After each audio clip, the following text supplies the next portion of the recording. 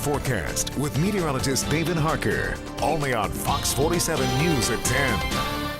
So, David, I think I speak for everyone when I say I'm pretty glad to know that we're in the clear as far as the thunderstorms go. Yeah, and most of the severe weather won't be impacting us anytime soon. That's the good news, even though we have another frontal boundary to make its way through. And I still believe we're going to see cooler temperatures as well, so get those jackets ready. And not just light jackets, get the heavy jackets ready. Once we get Friday into Saturday, we're already talking 30s right here in mid-Michigan. I know it's not too far off. Fall, at least, isn't more than about a week to a week and a half away. First, take a look inside the Doppler radar. This is our live Doppler radar. We don't have rain showers, or at least a lot of thunderstorm activity to worry about. You see some down south of Detroit, otherwise just a little bit closer in Hillsdale County and down to our south and to our west and southwest lower Michigan. But otherwise, all is quiet, although I do want to take you through the progression of the showers and thunderstorms that we did see just a little bit earlier today, and it left some places, unfortunately, without power and without really any communication you'd be able to get out, especially Albion. They saw a lot of the activity,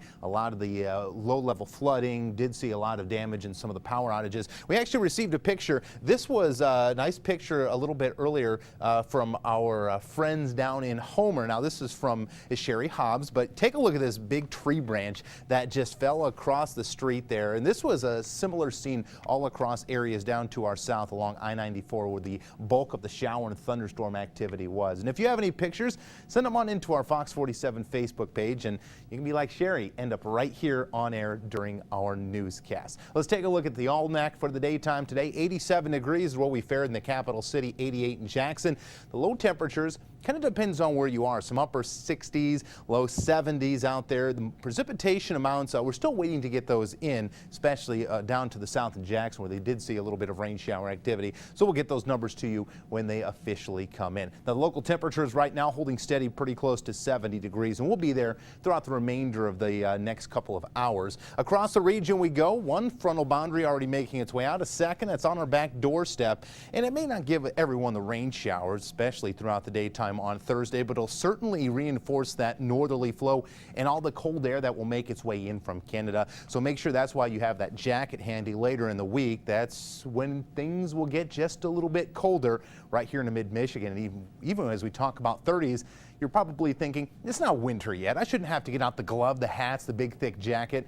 Well, keep that in mind once you get to Saturday morning if you plan on going out and maybe doing a little tailgating.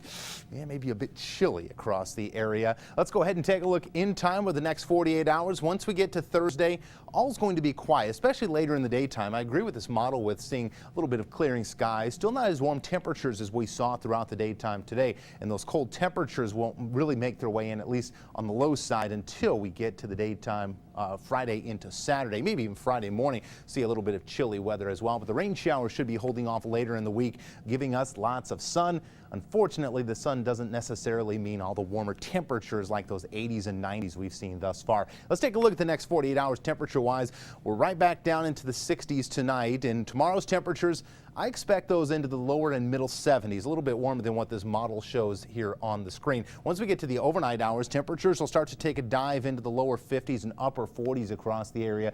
But as I'd mentioned, it's not the coolest temperatures that we'll see. Once we get Friday into Saturday, that's when the chill will be back. But look at the high temperatures on Friday. This model doesn't take us out of the 50s, but I still believe we could be in the lower 60s. It's going to be a chilly day on Friday, but until then, we take a look at the forecast. The showers and thunderstorms, they'll be ending tonight, and watch the temperatures in the lower 60s. Your 1-800-HANDS weather kid, Gabrielle, 75 degrees. She's ready for mild temperatures. I still think there's a possibility with that next front. Could see an isolated shower in the morning, but really shouldn't be that much in the form of rain or thunderstorm activity. Certainly not what we saw throughout the morning or the afternoon hours rather today. 7-day forecast, clearing skies Friday and Saturday. It's a cool start to the daytime Saturday with a 39-degree reading. It's just popping out at you. You look at it and you're thinking, yeah, it can't be this cold just yet. We're still in summer, and we still do anticipate cooler weather to continue into next week. Those 40s and 50s overnights becoming just a little bit more popular. All right, so ready or not, fall's on its way. Yes, it is. All right, thanks, David.